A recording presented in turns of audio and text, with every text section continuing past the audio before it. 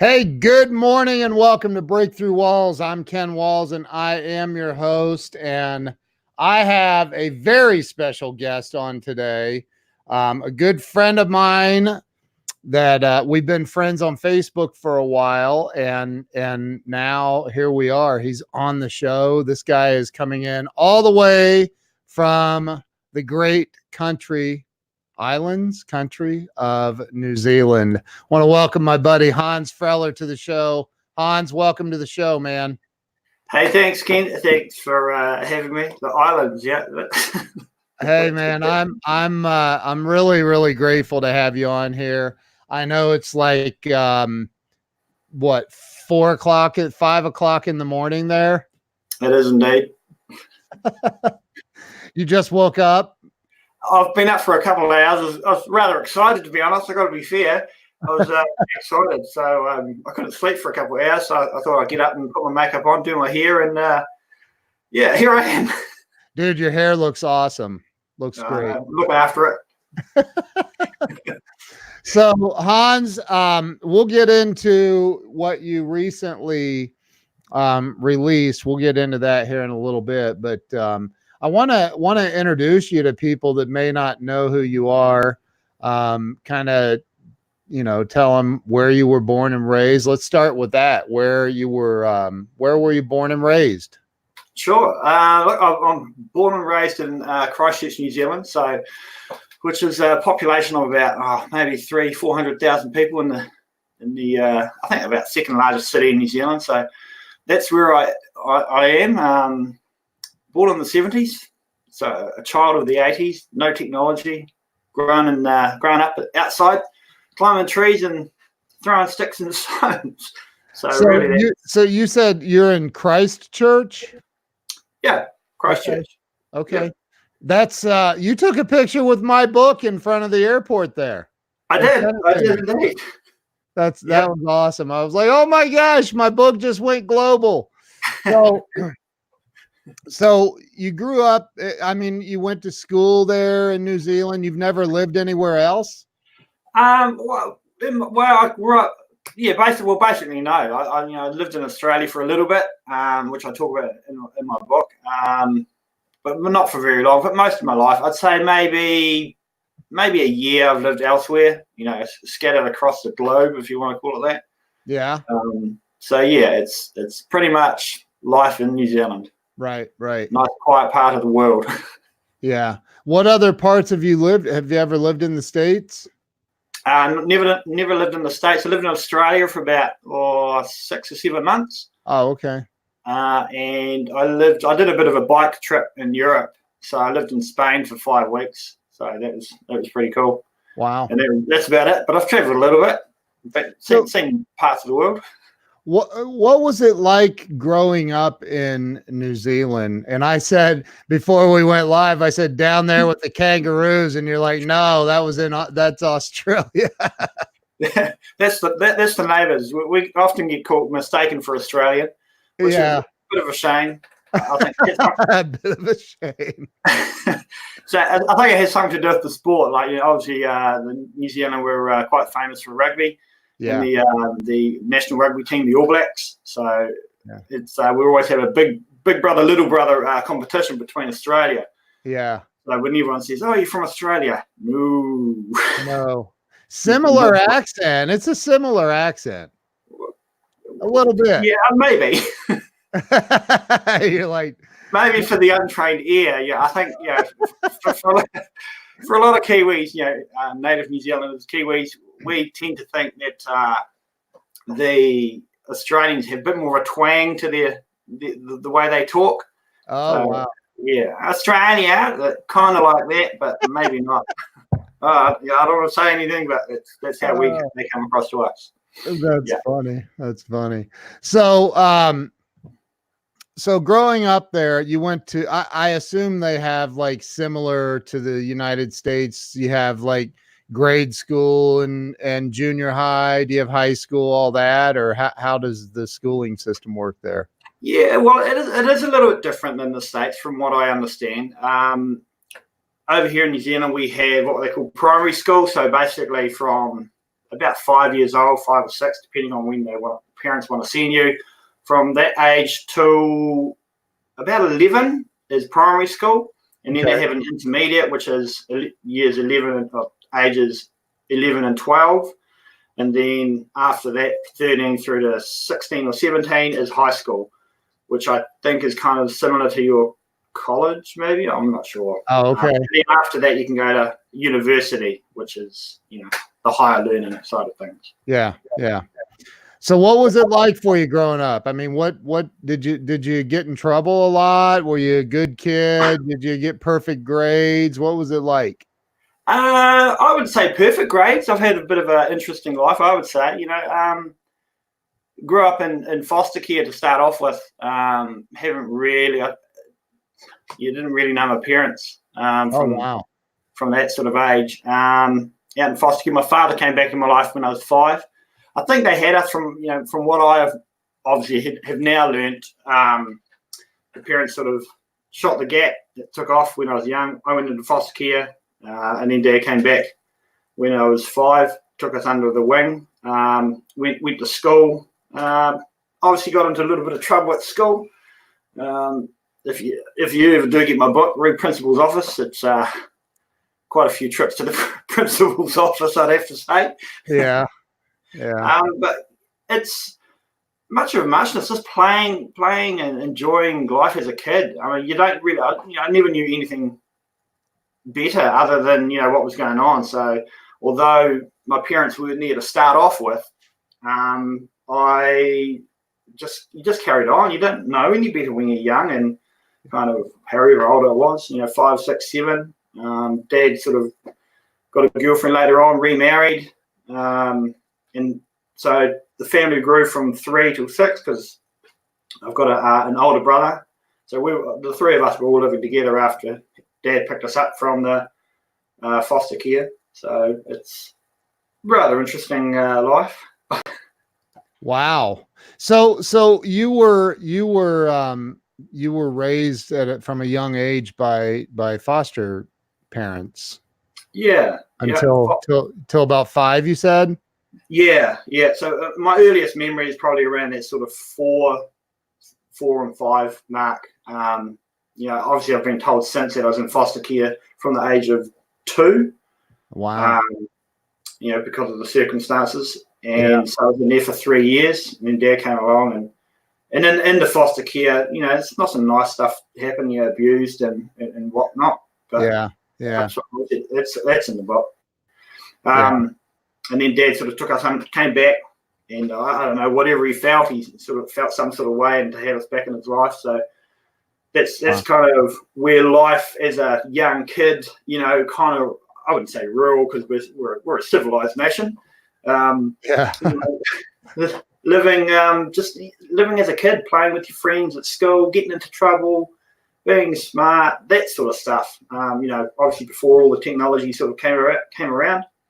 And then from there, it kind of got a little bit crazier. After Dad remarried, had a stepbrother and sister who got on really well, really competitive and whatnot. And then, I think at the age of 14, arrived home from school one day to find a note on the kitchen table, which was basically a note from my father saying he'd left. So that was life-changing, I'd have to say. Oh my gosh! Wow. Yeah. And left you with what? Your stepmother? My stepmother, her 2 children. My older brother had already left home by that stage, so it was me versus them. Oh my God. Wow. Wow. So at 14, your dad took off and left you with your stepmother, and your stepmother kept you? Yeah, she put up with me, I'd have to say. Put up with you. She put up with me for a little while. It just got too much for me, I think. And that was at the start of whatever year it was. So there was about 4 or 5 weeks after that. I ended up running away from home. Wow. I just couldn't handle it. It was just at 14. Yeah, at 14, dropped out of school. Yeah. Wow. Yeah. So it was. I talk a lot about the emotions and the stuff within my book, which we'll talk about later. But I'll always go back to it because I only just kind of finished it. It's still very fresh, and I talk a lot about the feelings that I had, when Dad left, the betrayal, how upset I was, and acting out at school. And that was all part of, trying to cope, trying to find my place. And it's, I don't know. I really didn't know anything else. So, what I do, I can't turn to Mum, I can't turn to Dad. And the relationship between the stepmother was a bit fragile, I think. And so I ended up just leaving and was on a mission because we lived out in the country, about sort of 40 minutes out of the country. So I jumped on a bus and headed into town, having these dreams and aspirations to find my brother in this city of about 300,000 people. And I ended up going back to the old neighbourhood, my old primary school. Okay. Obviously, I couldn't find him. And, it was kind of a lost cause, trying to find a needle in a haystack for sure. Wow. And that's at 14 years old? At 14, correct. Yeah. Good Lord have mercy. So you, wow, man. I didn't know that. See, I haven't read your book yet. Okay. I have it. I got it. As soon as I saw your link, I got it, but I haven't read it yet. But so you talk about all of this in your book. Absolutely. And how long were you, and what city did you go to that's 300,000? Yeah, so Christchurch. So we lived just outside of Christchurch. I grew up in Christchurch. Obviously, when Dad remarried, we moved to the country for a better life. Yeah. That sort of carry on, and wasn't too far away. So you ended up in Christchurch at 14 years old, ran away from home looking for your brother. How long were you there? Well, basically a day. So what happened? One day? Dude, that's not very dramatic. Come on, man. I thought you were going to say like 6 months. No, well, I know. I couldn't handle it. I'm kidding. So I get into town. I'm looking for my brother. Couldn't find him and end up not really knowing what to do. So with the little money I had, I bought some fish and chips. I don't know if you guys have fish and chips over there. It's just like little potato chips. We call them fish and French fries, I think. Yeah, French fries. Yeah, so fish and chips we call them. And so I bought something to eat. This was probably middle of the morning, sort of around lunchtime. I was getting hungry. And I ended up spending the rest of my money in the arcade parlors. So just wasting little money I had and just trying to, fill a void, I guess, trying to not think about what was going on. Yeah. And by 10 o'clock that night, because I'd stayed there all day, I was just like, I don't know what to do, don't know where I'm going. And I decided to walk to my stepmother's parents, I guess my grandparents. Yeah. So I ended up making my way to their house and tapping on the door and hey, and of course they didn't know where I was. So they didn't know who you were? No, they didn't know where I were. They'd be looking for me all day. So obviously them and the stepmother and stuff. And so they called the stepmother and they had a bit of a discussion and she didn't want me back. Oh no! Wow. Well, if you run away from home, I don't want them. So I guess. Wow. So what happened from there? So I ended up staying there for a while, for about 6 months. At your step grandparents? Yeah. They took me out of their room, and it was kind of nice, really nice of them actually. And then things got a little bit heated. I was just getting in the wrong crowd, just not listening and Yeah. stealing money just to go and play video games and whatnot. And at the end of it, they were like, right, you've got to move out. So they found me some accommodation in a boys' home, kind of like I don't know, troubled youth home, I guess you'd call it. Wow. Of some sort. So yeah, and then so I moved in there. That's where I spent the rest of my teenage years, I guess, up until I was about 18. So 4 years. Did you really? So let me get this. Let me put this back together here. So at about 2 years old, you went into foster care. Around 5, your father shows back up in your life and takes you to live with him. And at 14, he checks out again, and you don't. Do you see him anymore at all, or? Wow. And so and you ran away from home from the stepmother and ended up living with her parents for about 6 months. And they didn't appreciate the fact that you were an angel sent to them. Very true. Right. And so that you ended up in a boys' home when you were 18. So, and what about your real mother? You never met it. No. Wow. No, you still haven't. I have now. That was I was going to wait. Spoiler alert. All right, we'll get to that. Wow, man. So at 18 years old, you're in this boys' home. What are they on your 18th birthday? They say, "Hey, it's time to go." Kind of. So I'm in there about 14, 15, and going through life, and it's like. And were you back in school? Did you go back to school? Well, I really enjoyed school as a kid. I loved getting out there. Playing sports was my thing. I've always played soccer. I know you guys call it soccer over there. Yeah. So I've always loved playing sports, athletics, whatever. So I really missed that. And so when I was in the boys' home, I said, hey, look, I want to go back to school. And being in the boys' home was a total contrast of what life was for me. Yeah. You know, I thought I'd grow up and have, be left the house and the car and all that sort of thing. To me, life was pretty good. Yeah. Moving into the boys' home, there were kids who were taking drugs and drinking and having sex and relationships, and they were gangsters, stuff that you'd see on TV. That you're like, oh, wow, kind of like Boys to Men sort of environment from the movie. And I was kind of blown away. And while I was there, I sort of got to know a few of the residents, we can call them, and kind of made some friends with them. I was really kind of quiet and timid, and I think the reason it took so long, about 6 months, to find me a place when I was living at the grandparents, is because they ended up finding my brother, and he was living in this home at the same time. And so obviously they were like, hey, 2 brothers, let's bring them together and you can be under the same roof again. Yeah. So that was kind of a good part of being in the boys' home, was having my brother around. Now, if I could ask you I want to ask you something. You said earlier that there were 3 of you. Father, brother, and me.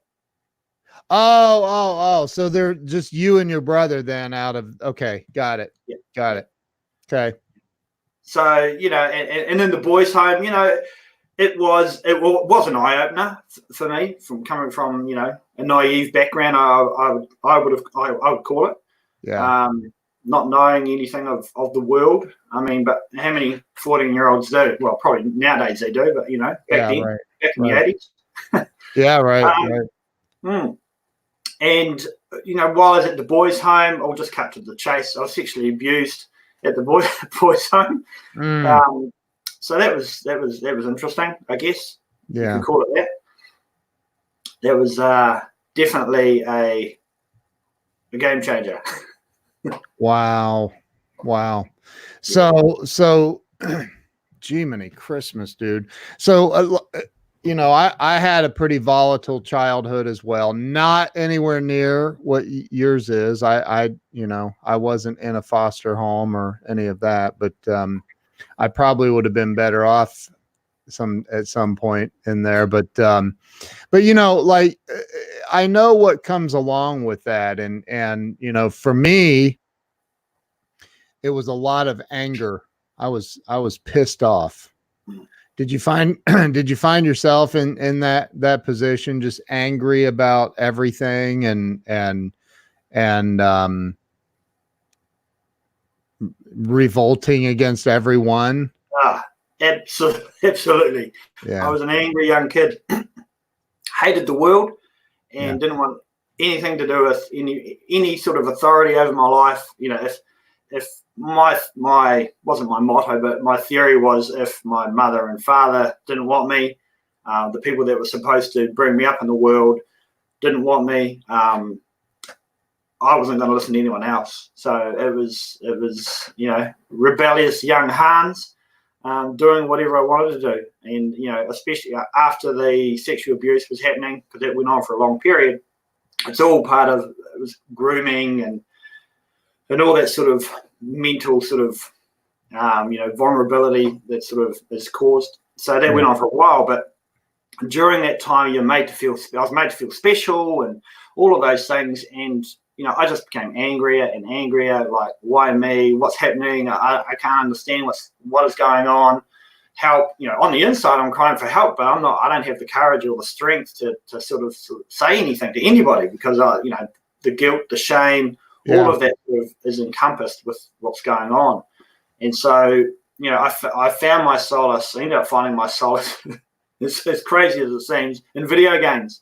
So here I was, just going to school. I would leave school after school to get away from the home. I would go to town and play video games until the last bus, and then I catch the last bus home, go into my room, lock myself in my room, wake up in the morning, have breakfast before everyone else got up, and repeated the same thing for weeks on end. Yeah. Avoiding everybody, avoiding as much as I could, because I was so hurt. Did you end up graduating high school? Or I dropped out. Yeah. Dropped out again. Hey man, I get it. So you so at 18-ish or so, I'm assuming you left the boys' home at some point. Yeah. So I did, yeah.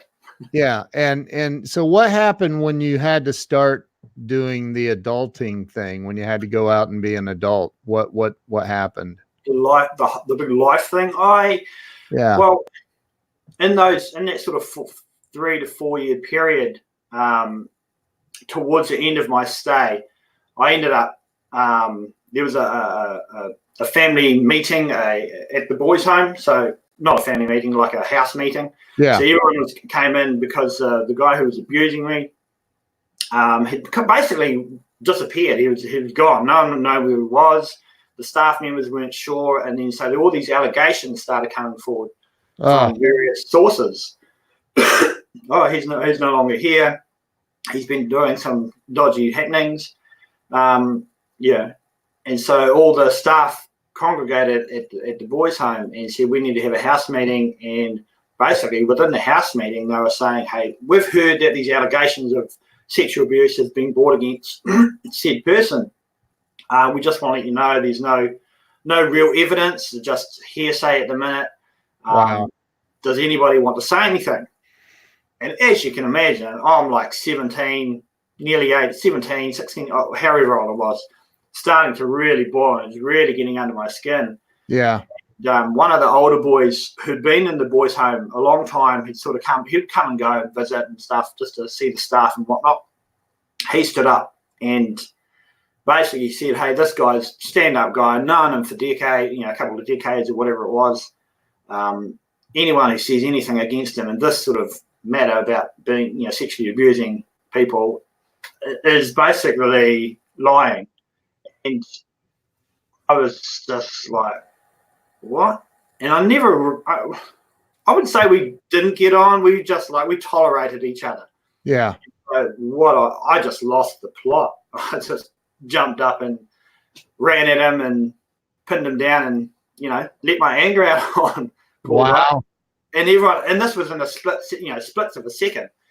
And everyone's just going, what's going on? What's going on? And one of the big staff members, Alex, who I mentioned in the book, he's just like a Hulk of a guy. He's like the Incredible Hulk. Yeah. He just picked me up and walked me out. Yeah. And I was just like, obviously at this stage I was crying and upset and put in the staff room and just kind of left to simmer for a little bit and cool down. And one of the staff members, who was basically my caregiver, my guardian, while I was in the home, she came up to me and said, do you want to talk? Is there something you want to say? And basically after a wee while, I told her, I said to her, I've been sexually abused. And I guess she was gutted, but it was such to finally tell somebody, I was just like, just a weight off my shoulder. Sure. And I've kind of been alluding it to friends with, my close buddies within the boys' home, but I never really sort of told them. I just kind of, what would you do if this happened? Or, I remember there was a famous court case going on through the on media, on the news and stuff, and there was speculation about certain things happening, and I would go, kind of take an interest in it, trying, what would you do if this happened to you? That was kind of like my way of saying, hey, hey, that's kind of what's happening. So being able to tell, the staff member was such a weight. And so, to go back from being in the boys' home, obviously all that sort of stuff came out. I ended up going and staying in what they have a house. Basically there's a boys' home, then you've got real life, which is the 2 steps down. So in between is kind of like a transitional house. Yeah. that the boys' home ran. So basically you get to 18, they'd say, hey, you're more than welcome to go and live with your parents or whatever. But because I didn't have that, they said, we have a transitional house. We pay for the rent. All you do is pay a portion of the rent, and you have to pay your amenities. So, power and phone and, food and all that sort of carry on. So I'd been going from living, I was getting a benefit from the government for being an independent youth, unsupported child, because my parents were around. So I was getting money from the government, paying $30 a week for everything. Now I was paying, $120. Yeah. I've got no money. Right. So, obviously it was an interesting stage, but it was really, really good because, you learn pretty quickly to what you can and can't do. So I think, although I wouldn't say I was carefree, I was very much aware that I've only got $150 for a week, and 120 of that has to go on things that I need, food, clothing, shelter, sort of deal. So I've got $30 for transport to catch the bus for a whole week, which, So no more video games. Well, there was always room for video games. Only 20 cents back then. So, right. Nowadays they're like $2. Right. So, wow, man. So you and so did you get a job? I'm sure you had a job, right? No job. Oh, I was getting paid from the government. Yeah. Oh my gosh. So did you ever I'm sure at some point you were like, I need a job.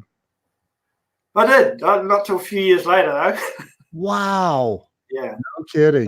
Wow. I was getting government assistance. Wow. For a long time. I didn't want to work. I hated the world. I was just going from course to course, trying to, life courses, doing bits and pieces. Just, I didn't want to work for anybody. Authority was not something that I wanted to. I respected the law, absolutely respected. One thing my father said was, don't get in trouble with the law. If you want to travel, because you'd always talk about Austria, and because my father's from Austria. If you ever want to travel, don't get in trouble with the law. And I was like, okay, that's probably the one thing that I ever held on to. Yeah. And so that was the thing I never did. And, for me, in my eyes, and going into a boys' home and seeing the, I don't know, the issues that alcohol and drugs caused, and also keeping in mind that my father said stay out of trouble with the police. I never touched drugs or alcohol while I was in the boys' home. I never drank alcohol until I was 28. Wow. And, obviously I was smoking and sniffing glue in the boys' home, but, not until after when I moved out into the real world, flatting and whatnot, I steered clear of all that kind of stuff. Because I held on to this dream of that one day I'll be able to travel the world and without being denied access to a country because of my police record or anything like that. Yeah, right. Wow, man. So, and the not having a job thing, and I'm sure that there was at some point, especially when you're angry with the world and you hated the world, and I can relate to that.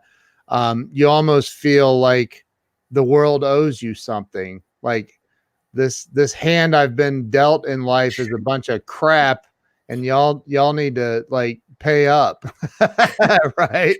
Like so. Absolutely. Yeah, I mean, you just feel there's a sense of entitlement. Like, I got screwed over in life as a kid my entire life, and y'all owe me. So at some point, because you don't strike me as an entitled dude now, and you don't see. I know you have a good job, and I know you have a book that you just released, and we're going to talk about that. But at some point, was there a moment where life shifted for you? Was there a moment where of clarity, maybe, where you're like, I got to get it together and take responsibility? Or absolutely, there was, and it's funny. I've never been a religious person. As far as the God, the higher beings, and all that sort of stuff. Yeah. Up until after I left the boys' home, and obviously because I was in the boys' home, it was a religious kind of environment, I guess. I don't, and that was just it was what it was. It is what it is. Yeah. And I was in one night. I was in playing arcade games one night with a friend in town. And an acquaintance came in and says, "Hey, do you want to go to a beach party?" And we're like, "Oh, we're about to head home." And he says, "Oh, it'd be really cool, come down to be beach party. It'll be food. Food's always good. It's always it's always right. good when you're on your bones of your behind. Yeah, you don't have much to eat, so we're like, sweet, good deal, and we can drop you home." I'm like, "Oh, bonus," because I was living on the other side of town, so free food, a trip home. Good to go. And then they said, "Oh, and these girls," and we're like, golden. Right. Well, and as a young, 18-year-old, 17, 18-year-old, I'm like, okay. So me and my friend, we jump in this random van, and we're sitting in the van, and there's all these giggling kids. They're not kids. They're obviously the same age as us. Yeah. But, maybe sort of 16, 15, 16 sort of kids. Yeah. And we're just like, well, what are we doing? What is going on? And how old are you at this point? I'm 18. Okay. Yep. Okay. Yeah. So they're like, okay, let's go to the beach. So we get to the beach. I'm hanging out with my mate, and all these people introducing themselves, and the leaders. It was turned out to be a church youth group. Oh wow. And and if you ever think that sort of the universe conspires for things to happen, those darn those sneaky Christians. Something watching. I love it. And so we're at the beach party, and introducing myself. It was kind of like they were happy, and I was just like, oh, it's kind of something that I wanted. I was just like, wow, everybody is so happy and chirpy and fluffy and stuff, but I've just come from the other side of the fence, and here I am looking over, going, there's all these people jumping around, going, "Yeah, life is so grand." And I was just okay, yep. So at the end of the night, we had our barbecue, and people everywhere, and it's time to go home. And one of the youth leaders dropped me off home, and she's like, "Hey, look, we've got a church service tomorrow. Are you keen?" And I'm like, "Oh, nah." Yeah, nah. Yes, but no. And hold it. She said, "Are you what? Are you keen to come along to the church?" Did you say keen? Yeah, keen, eager. We don't keen. say that here. Sorry, that's like, maybe they do in some parts of the U.S. I don't. No, yeah, it's my Kiwi vernacular. So are you keen? Are you interested in coming along? Are you down? Are you down? Yeah, are you down? Yeah, that's I love it. Love that. So I said, "Oh, look, yes, but no thanks." And then she said, "Hey, look, next week we've got another youth event. So this is basically a youth event. Do you want to come along to that?" And I said, "Look, give me a call during the week, and we'll see where we're at." And sure enough, like for that entire trip home, I was thinking, "Don't give my number, because I kind of figured out that from a church group." And I get home, we had this conversation, and I gave him my number. I'm like, sneaky Christians doing their thing. And they are, man. I'm telling you, they are. Yeah, and so basically, she texts me in the week and says, "Hey, you came to come along." I said, "Yeah, no dramas. It's cool. It'll be cool. It'll be fun." Yeah. And so I go along to another event, and the following day, that following week, it's really cool. I really enjoyed it. It was actually, I still remember, it was a hole in one night. So anything that had a hole in it, like donuts and tires and anything with the paper hole things. Yeah. That was kind of the theme of doing obstacle courses. So that was kind of like my real first introduction to religion, I guess. I don't like using the term religion or religious. It was kind of an introduction into the Christian youth group thing. Sure. And so during all of this time, while my new sort of life is beginning to take shape,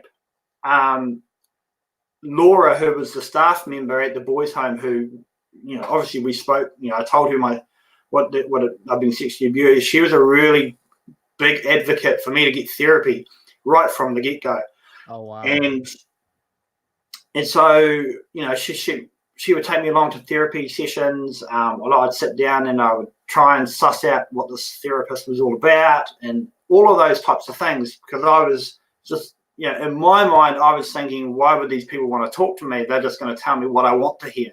Right. And I wasn't really kind of interested in doing any of that. But Laura was really pushing, saying, "Hey, look, this is a really big deal. If you can go along and start talking to someone about not so much the details about how you're feeling and all these things, it'll benefit you further down the track." And I'm thinking, "Oh, yeah, okay." And so while I'm going, now that I've started going to this youth group on a regular, I am also going to therapy every week.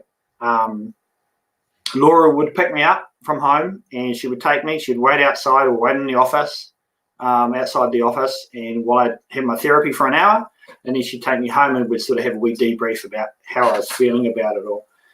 So, and it was when you said you were going to youth group on the regular, what's like every day or once a week or once a week? Oh, was it once a week? Yeah, it started off once a week, but I became so involved. It was a totally different. I wanted to get away from the boys' home, so going to the youth group on with people, and obviously by this stage I talked to my therapist about it. He said getting out there and being around other people in a positive light is really good for you. And I'm like, okay, so I stuck with that. Sure. That's awesome. So obviously I'm doing the thing with the church thing, and obviously I started going to church, sort of around that same time, and while I was going to therapy, and and we're talking about not having a job and things, and those we'll hashtag it sneaky Christians. Vicky already did that. Yeah, I saw that. Thanks, Vicky. And so basically, they took me under their wing.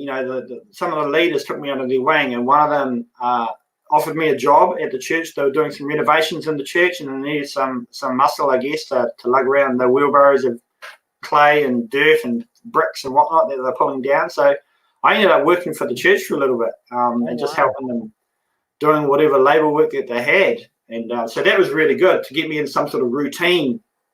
And I remember the day where he says, "Hey, can you come into work?" I said, "Yeah, I can, but I need to go to an appointment at 1 o'clock or whatever time it was." And he goes, "Oh, what's the appointment for?" And it was the first time I'd ever told anybody that I was going to therapy. And he kind of looked at me and he says, "Oh, that's a good thing." And I kind of looked, I went, "Oh, he's not going to kind of ridicule me or poke fun or anything like that." And I was just like, wow, that's like, to me, that it was kudos. I was like, wow, you're not going to, because, when I was in the boys' home, people talked about therapy. And it's like, you've got something wrong with you, and there's this and that, and you've lost your marbles, all that sort of carry on. But in this circle, when I told someone, they said, "Oh, that's great, that's awesome. No worries, I'll see you after. I'll come back after you've done that, and we'll get back to work." And I'm like, all right. And so that was kind of like my life. And, I was getting back into youth group. Well, not getting back in. I was going to youth group all the time, on a weekly basis. And then it soon turned into, 3 or 4 times a week with the youth group events that they were doing. And during that time, probably towards the end of whatever year that was, they were like, "Hey, we're going to go up to another wee town sort of north of Christchurch at the top part of the South Island called Picton. Do you want to come along?" So I got invited to one of their outreaches, and I had a really good time. And I decided probably at the age of 18, maybe 19, that I'd commit my life to God. So that was kind of having an experience where I had every reason not to believe in God, that God was not real because of what had happened to me. I was like, well, I'm just going to find out for myself, and not believe what other people said. "Oh, you shouldn't do this or shouldn't do that." I'd rather experience something for myself and try something out and find out whether or not that's the right thing for me. And it was, it was something that I committed to, and, still to this day. I'm not perfect, but Wow, man, that's awesome. Wow, what an incredible story. And you gave your life to Christ when? In How old? In what year? How old were you?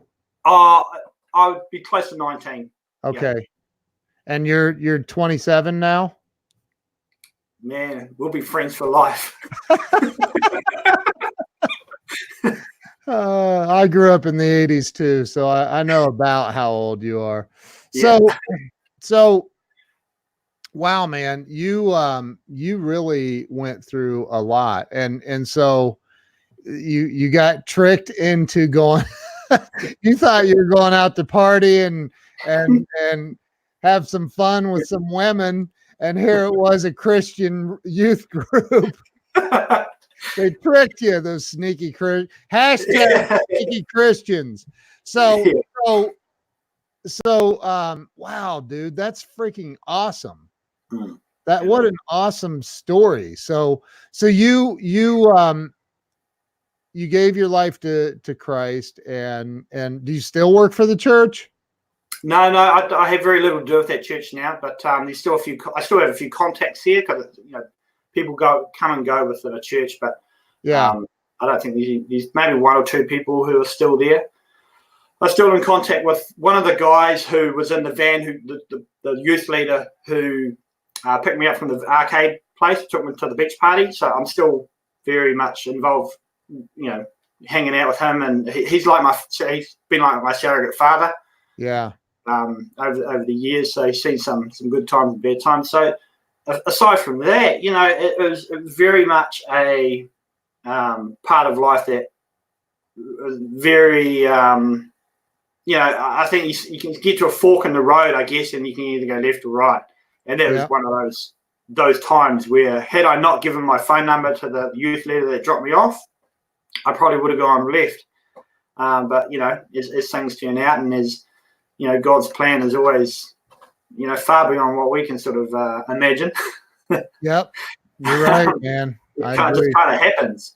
And through and through my, even early in my life, I always felt there was something out there. I don't know what it was. I had no idea. Something watching over me. So, and that's very much part of, obviously when you become wiser, when you know.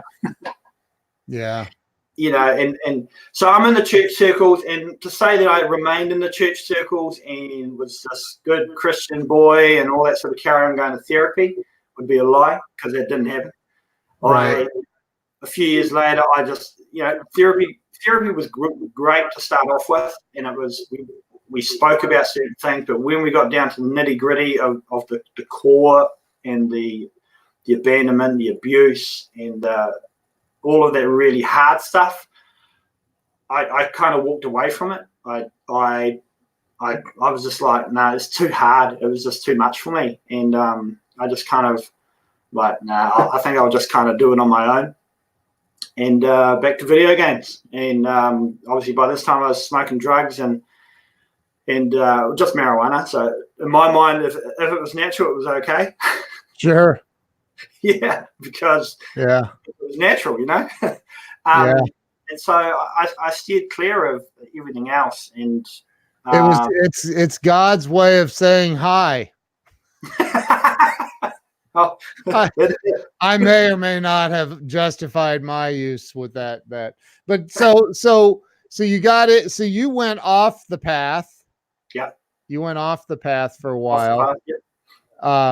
And how did that work out for you? Well, I think God always puts things in perspective sometimes, and he always, I guess because he's understanding, and if I wasn't going to go to therapy, then something else would come along. And for me, it wasn't video games at the time. It turned out to be hacky sack. And exactly, because I love playing sport, and hacky sack was a thing that was kind of new in the 90s. Yeah.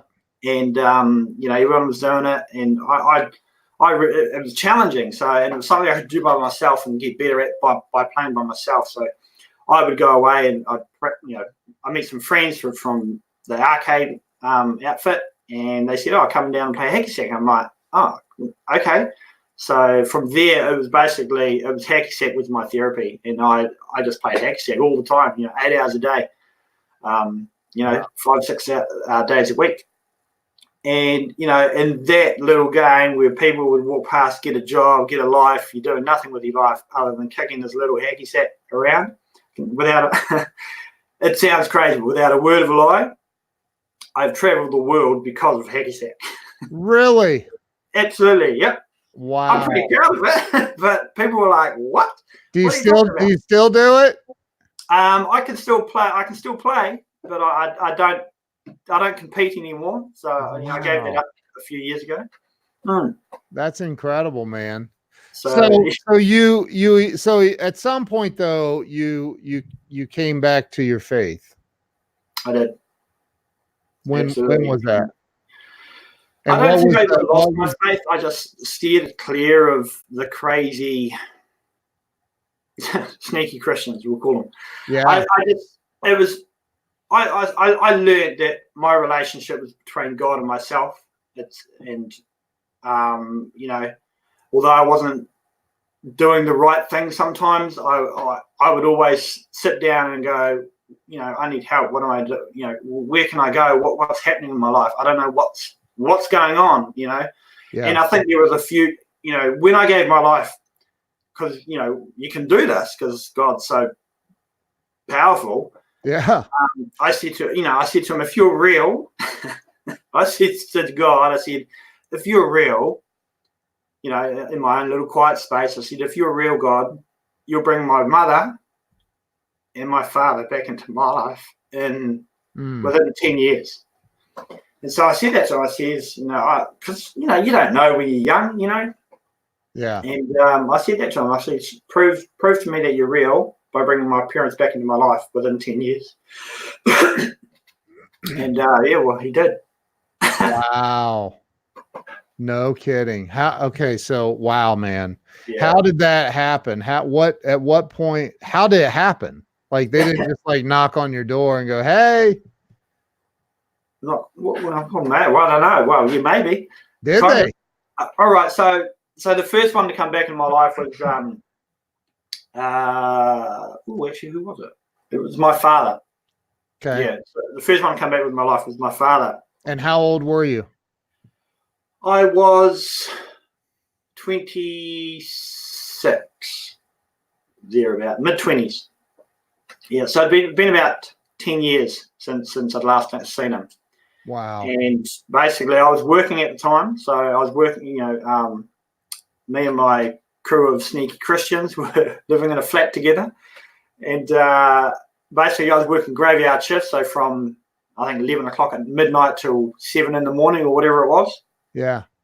At the local plastic factory around the corner. And so I'd, basically get home. Everyone else is getting up, ready for their day. And I would go to bed and sleep until mid-afternoon. And one morning, just got into bed. My flatmate came and knocked on my door. He says, "Oh, there's someone at the door." And I was grumpy, been working all day. I was just wanting to get some sleep. And I go to the door. I'm like, okay. And I said, "Who is it?" Because he, obviously we're close friends. I said, "I don't know. I've never seen him before." So wow. I get to the door. I open the door, and here's this old dude with a grey beard, bald, kind of like this guy, and with a big hat on. And I knew it was my father straight away. Wow. Yeah. I was just like burst into tears and wrapped my arms around him. And wow.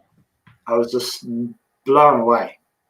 The first thing that came to my mind was like, okay, that's one down, to God. You mean God? That's one. You still have all right, God. That was kind of cool, but like, no biggie. Like, what you got for me? Wow, man. Yeah. So how long had it been since you told God that, hey, dude, if you're real, you need to make this happen? Probably about 7 years. Yeah. Wow. Yeah. So, here's the deal. And while I was going around doing whatever I was doing, yeah. God was kind of orchestrating a game of chess. yeah. And and so that didn't last as long as I guess you kind of would expect, because all those feelings of abandonment came up. I talked about them in therapy, but never really addressed them. And so all those feelings came up. And so we were obviously that day, the initial euphoric feeling of having my father there after so long. Yeah. He comes back the following day, and I'd gone to work and gone, I don't want him in my life. Right. So hurt, because obviously he left a note saying, hey, blah, blah, blah. What do I remember was I'm sorry, look after Hanz or whatever. And, he'd spoken to me and said that he was going to take me with him to Australia and start a new life, but he never did. And so I really resented the fact that I was left alone. And so when he came back into my life, all that came back up, and I was like, oh, hold on, I'm not really comfortable with having you back in my life. And he walks into my room and says, are you going to go for a walk? I said, no. And at the time I was playing one of those console game things on the Mega Drive or whatever it was. And I picked it up and threw it at him and told him to get out. Wow. In a not so nice Christian way. Right. And that was the last I saw of him, as he walked out and down the hallway and disappeared. And so, but I still gave God, hey, okay, one came back in my life, one of my parents. Like, good job, big guy. Yeah, exactly. But hey, I just want to remind you, God, that wasn't the whole deal. No, it wasn't the whole deal. I did remind him of that. I'm like, did you? Yeah, of course. Yeah. And so, I was that kind of portion. And obviously I started going back to therapy then at that time, just trying to suss out what was going on in my head. Yeah. And then obviously, a few years later, probably 2 or 3 years later, because it was both parents came within that 10-year bracket, so it must have been a couple of years later. I was playing hacky sack by this time, and when I moved into a new flat with another friend, I had a cell phone, but my friend didn't. And his friend said, "Oh, can we get a landline And I said, oh, no worries. So I put that under my name. And when I signed up for the account, they said, oh, do you want to put your name in the white pages? And I'm like, sure. Okay, no worries. Yeah. You know how we're talking about how God does things? Yeah. And so I put it in there, note, and thinking nothing of it other than I got my phone number in there. So if anyone wants to call my friend, then they can. Yeah.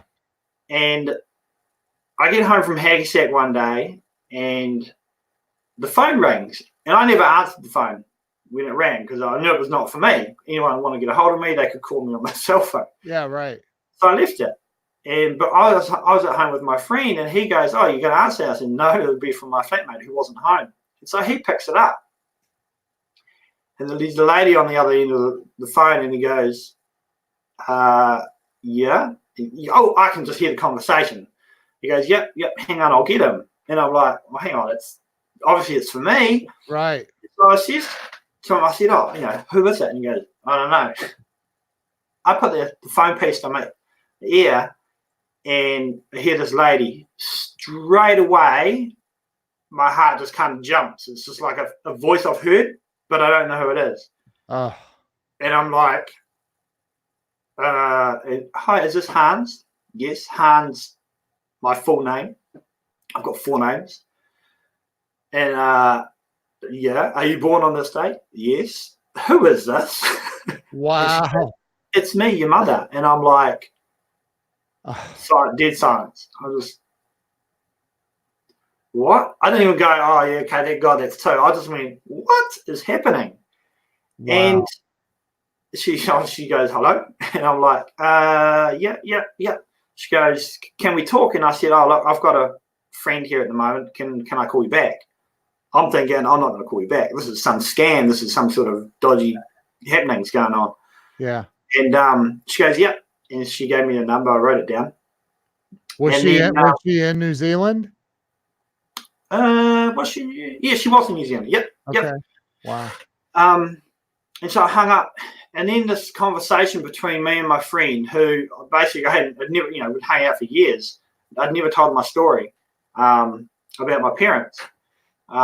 So I shared about my parents and how they left and all that sort of carry on. And he goes, oh, I think you should call it. And I was just like, it's not what I really wanted to hear from my friend. I was hoping he'd go, oh, don't worry about it. You're living a good life now and you've got a job and all that sort of carry on. Wow. But he really encouraged me to call it back and have that conversation. And so I did. And so I guess that's kind of weird, at the I was about 28. Yeah, wow. I must have been 28. Yeah. So that's when my mother came back into my life. So God made the 10-year window. He did. He sneaked in there by a few days, probably. Show off. Yeah, man. Hate it when he's right. So, and I was okay with that. And, I was really excited to have her back in my life. And I was playing Haggysack at the time, of course, and a friend had reached out and said, hey, look, do you want to come to Australia for a Haggysack competition? And I'm like, cool, I'm in. And so I was saying, hey, look, I said to my mother, hey, let's catch up when I get back from Australia. She goes, oh, you're going to Australia? I said, where are you going? She goes, I said, I'm going to Sydney. She goes, oh, my sister, your auntie, lives in Australia. Here's her number. Give her a call when you get there. And I'm like, so all of a sudden, for having no family from day dot to 28 years old, other than my brother, I've got this family coming back into my life. Wow. And, obviously my mother says, oh, I'm the youngest of 5 boys, so this is where I find all this out. I've got 4 older brothers and 2 to, with several fathers and stuff.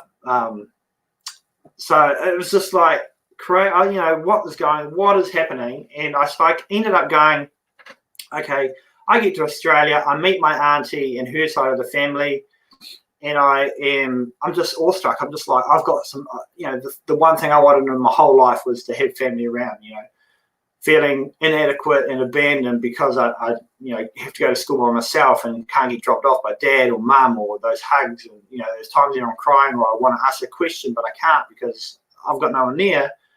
Now I have all this family around. I'm like, I just want to be with them, and so I ended up moving to Australia shortly afterwards to be with my auntie, and I lived with them for a wee while. But it just wasn't the same, trying to catch up on almost 30 years of having no family was really hard. It was difficult, and I ended up leaving there about 6-7 months later and coming back home.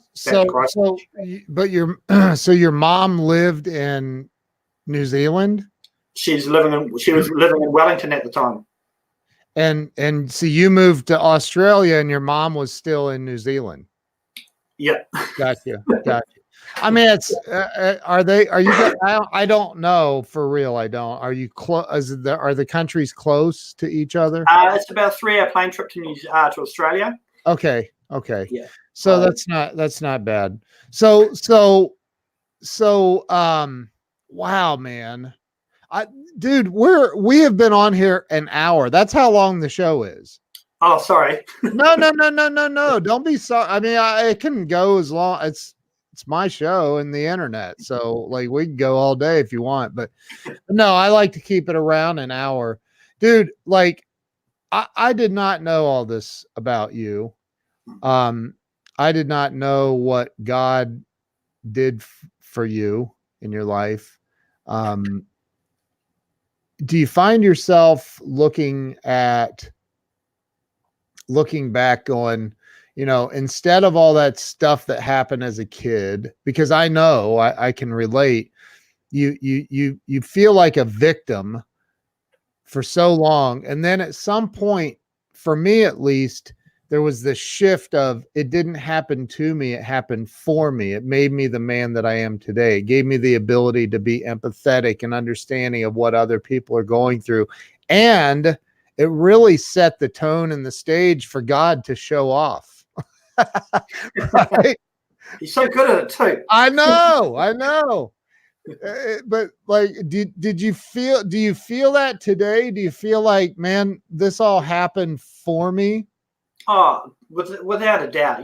People go, "Oh, would you change anything in my life?" And I say my life's been interesting. I don't downplay it. I don't. It is what it is. It's the only thing I've ever known is to survive and to move forward and keep getting up and be knocked down. So, but I attribute it to God. I have to. There's no other way. I don't care what other people think. This is my life, and it's been what it has been. It's been hard. It's been difficult. Tears, sadness, all those things, and yep. And it's only because of God. I can say it's only because of God, because I can have seen those little those footsteps, carrying me through those hardships, those tough times.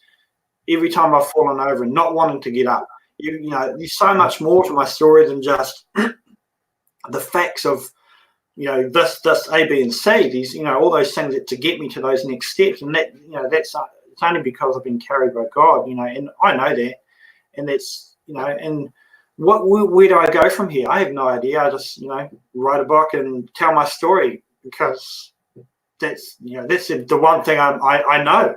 It's the one thing that I have been able to say.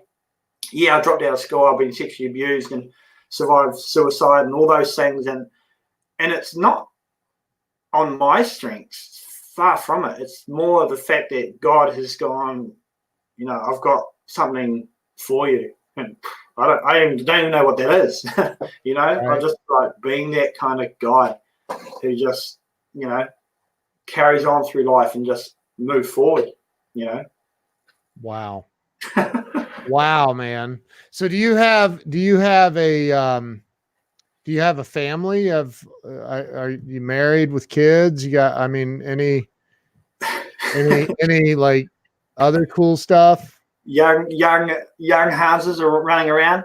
I do. Look, my story is it's all in my book, and I don't want to take the time up. No. Don't worry about the time, dude. I was only pointing out the time because like I lost track of time. Like I was so immersed in your story. What an incredible story. So just keep going, man. Keep going. Oh, yeah. you know, it's I don't know, you know, and I think that my mother's come back in my life. I've gone to Australia. I've come back. I've come back because the ex-girlfriend that I had says, "Hey, look, you know how that sexual abuse thing was happening. It's come up again. It's gone through the courts. Oh, wow. It's, you know, the people who have been in that situation, they're wanting people to come forward. Again, you know, I gave my testimony, my police statement the day after I told Laura, after I, you know, spazzed out at the house meeting. So I went to the police station. So that was on record. So I came back and approached the police and said, look, I've made a statement all those years ago. Do you still need, you know, someone to say blah, blah, blah? Because the guy was going to court, he'd been arrested and all that sort of stuff. And it was, I guess, a part of my life that was very much, I can say orchestrated, because I would have never have come back. I would have just happily stayed over there, tried to stay over there, but I was getting into the wrong things over there back in Australia. So that was part of the reason I came back. I was getting back into the drugs and getting into that sort of environment that wasn't good for me. I'd seen it all before. I'd lived it all before. And it was something that I had steered away from. But now that I was in a new place, trying to find my place in Australia, I was getting back into it, and I didn't want that. So I opted to come back. And it was all kind of planned, I guess, because it was the same time the court cases were happening.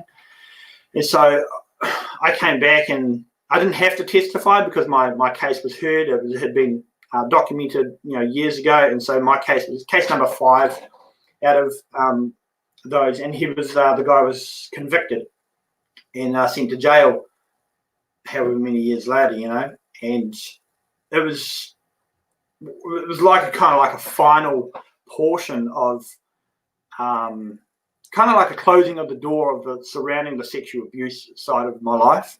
Yeah. You know, the guy had been brought to justice, although he'd only got 4 and a bit years or 3 years by the end of the trial. I still felt some kind of justice, that I was able to have my say and be okay with whatever judgment was or sentence was put on him, because that's not my thing. My thing was all about trying to not drag that stuff into the next relationship or the next relationship or anything like that. Right. And that was what Laura had always talked about. If you don't deal with it now, it'll come back and haunt you in years to come. Right. So it's like she always pushed for that therapy for me. And so it was all kind of, although it was kind of up in the air and all over the show at sometimes, it was all part of, you know, the greater plan, I guess. And, you know, and if it wasn't one thing, it was another, you know. And I think one of the things before I went to Australia, we kind of jumped back a bit after I gave my life to God. I wanted to leave, you know, I was going into the new life of youth group and all that, the church circles, if you want to call it that. I wanted to leave everything of my past behind.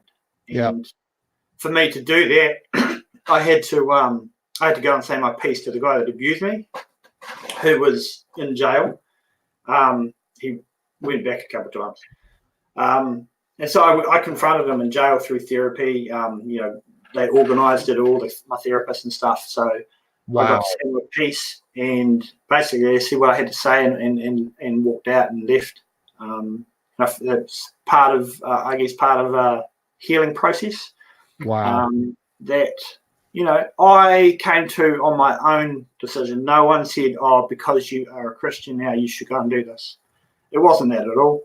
It was something that I felt I needed to do because I wanted to leave that part of my life behind me. I didn't want any part.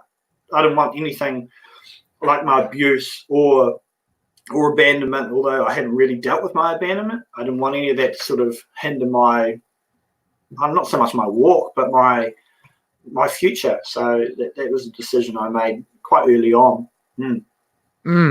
Wow. Wow, man. Yeah, and so I get back from Australia. We do this thing. So it was under. I was abused under the Catholic Church. They were the group that were kind of looking after the group that was abused, and I ended up receiving quite a large amount of compensation. And with that money, I shot over to Europe and did a hacky sack thing and traveled around jumping from hacky tournament to hacky sack tournament. Dude, I want to change just a little bit. You got to teach me hacky sack. I tried it several times. I never could get it, man. But I loved it. I had friends that did it, and it was like the cool thing to do back in the 80s. Yeah, and and that was basically that was me saying goodbye to my old life. I need to go away and find myself. I wasn't walking a Christian walk as people would like to see on the outside, but on the inside, I knew God was there. I knew He was part of my life very much so, and so I wanted to go and not so much find Him again, but I wanted to find out what I wouldn't say meant to do, but what I was doing in life, and going away and being able to meet my father's side of the family in Austria and travel and play hacky sack and see the world from my perspective as opposed from going online and seeing the world that way was a big part of my life. Wow. And it was I probably talk about that in my book for maybe 2 chapters or so, 2 or 3 chapters. Yeah. And then I come back and I lose my best friend to suicide, which was that sucked, because we were so close. We were best of buds. We went to primary school together, so I've known him for 25 odd years. We were in the boys' home together. The same thing in the boys' home happened to him. And although we knew each other's story, we never openly spoke about it. And in the end, I lost my best friend to it. And oh man, yeah, it was hard. It was sucked, to be honest. Yeah. I went back to therapy for a while after that because I'd lost my best friend, someone that I could confide in and be open and honest with, and yet that was no longer there. It was a part of my life.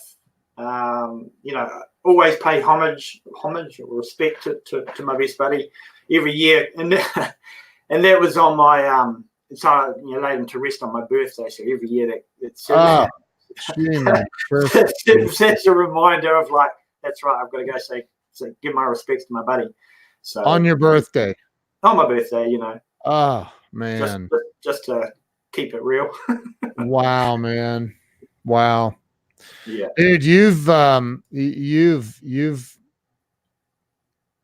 through it.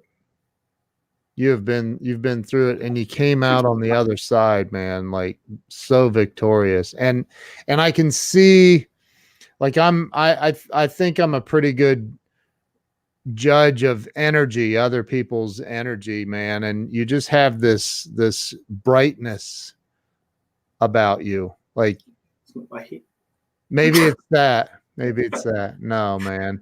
I'm talking about coming off your face. You have this just wonderful energy, man. I love that. Love it.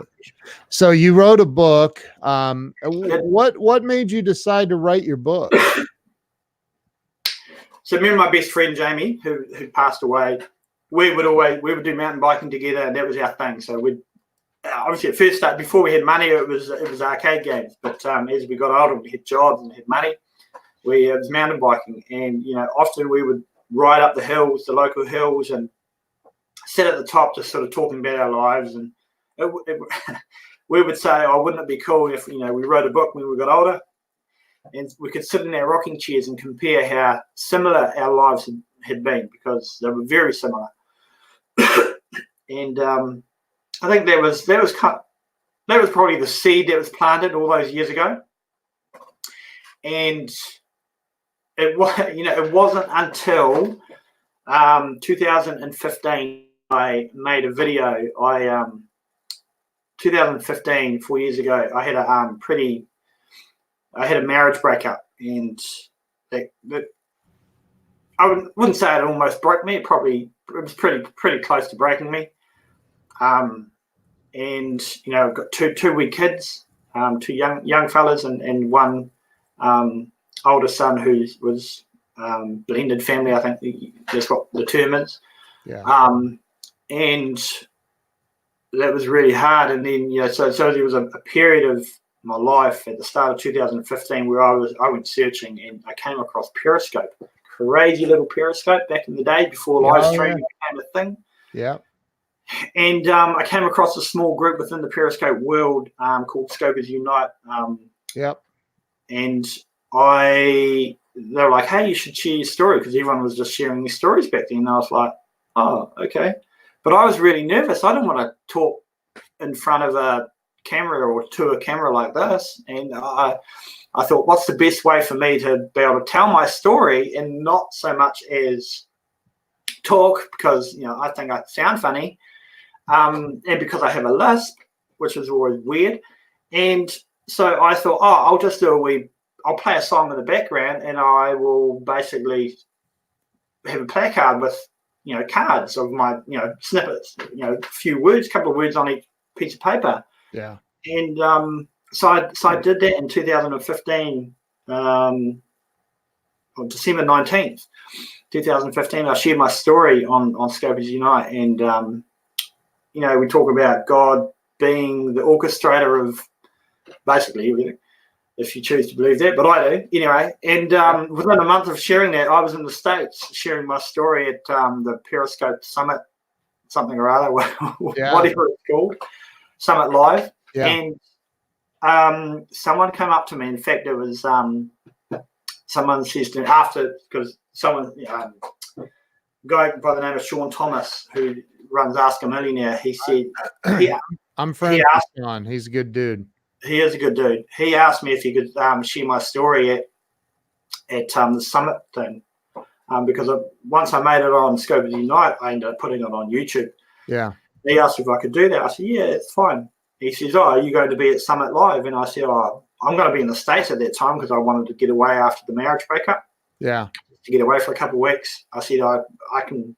He goes, why don't you come to San Francisco? I said, I'm in. I'm keen. Yeah. And so I rock on up there, and he says, I'd love you to do a wee talk about, your video. And I'm like, nervous as crazy, man. Yeah. And ended up standing in front of about 1,000 people saying, not much at all. Just said, this is my story. Yeah. And they played the video.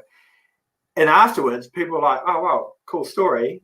And asked me, have you got a website? Have you got this? And I'm like, no, I don't. I'm just a regular guy from the other side of the planet. Yeah. Who shared his story on Periscope. And then someone says to me, oh, do you have a book? A book? Oh, and that was the seed, planted all those years ago when I was with my mate. Someone had asked me, have I got a book? And I'm like, you know what? I think I might write a book. And that was because of Jamie back then, but it was also someone had said to me at this Periscope Summit, have you got a book? So it was basically going, oh, maybe I should actually now write my book. And so that's what I've done. Wow, dude. You know what, man? You are absolutely phenomenal. You're phenomenal. And I'm honored to call you a friend. I did not know all of this. I have your book. I told you I have it on Kindle. I'm blown away by your story, dude. It's incredible. And you're still in the church, I assume. I don't go to church, but I still have a relationship with God. Good, man. That's incredible. Your story is phenomenal, and I would highly encourage anyone watching this to get the book. In fact, I just got an email from Amazon this morning. They've made me an Amazon influencer. I still don't know exactly what that means, but I'm going to put, I have an Amazon store that they've given me. I don't even, but apparently I can add whatever I want to it. I'm going to add your book to my store on Amazon and promote it, man, because, you're a good dude, man. You're a good guy. You've been through it and God brought you to the other side. He has indeed. Appreciate it. And people need to know that there's hope.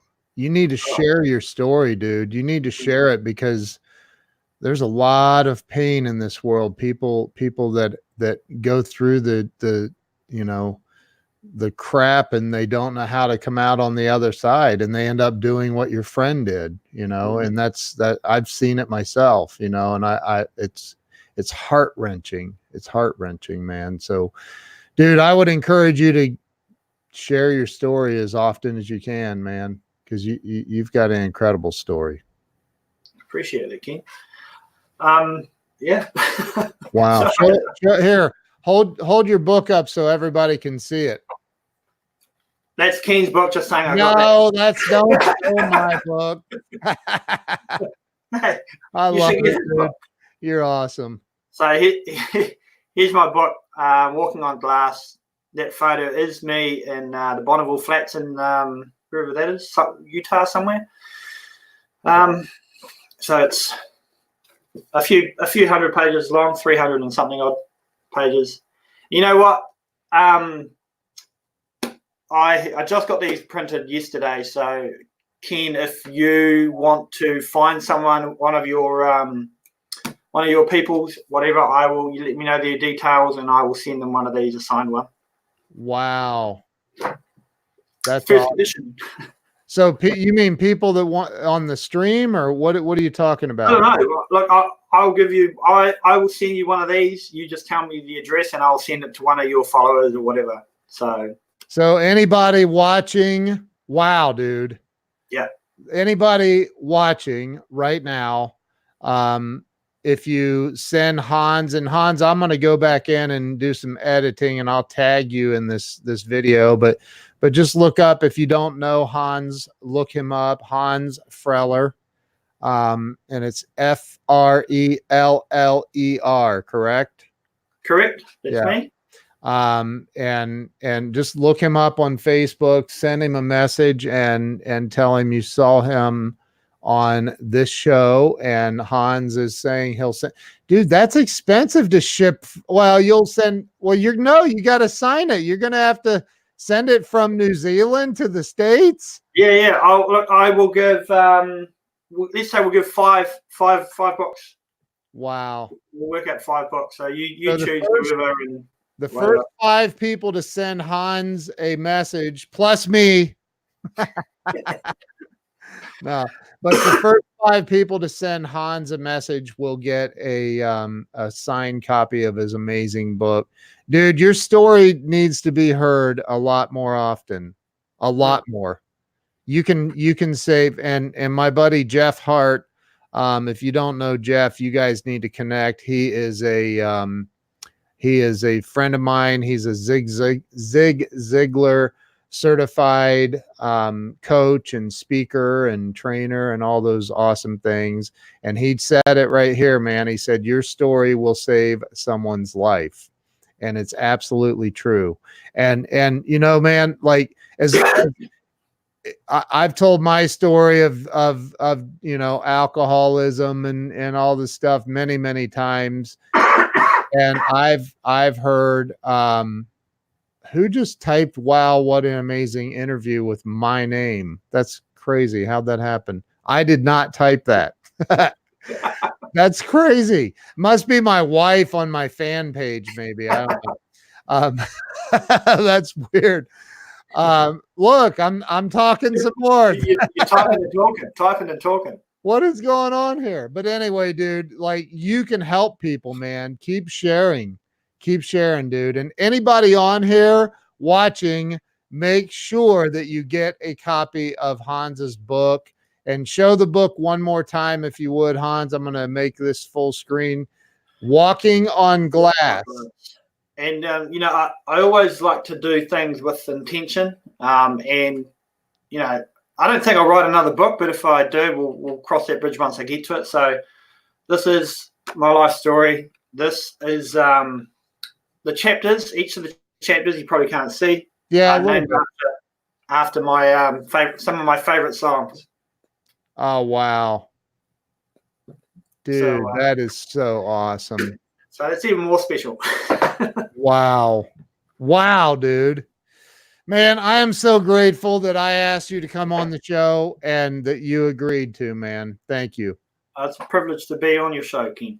Dude, thank you for being so open and transparent and authentic, and anybody that has been through what Hans has been through. I just have a feeling he can help you with that. So reach out to him. And my friend Jamie Aguirre is on here, and she's sending you a request for a book right now. She's amazing. She lives out in California. So she's one of the cool people in California. Not everybody's cool in California. I'm just saying. I'm not judging. I'm just saying. Just saying. Anyway, dude, I love you, man. You're awesome. I appreciate you. I'm so grateful. Thank you. Really appreciate you. Thanks for having me on the show, Ken. All right. Hey, thank you to everyone who's watched this. We've been on here quite a bit longer than usual, but that's all right. This has been awesome. So thank you all. Thank you all for sharing and sharing this out. Thank you. Hans, thank you again. No problems.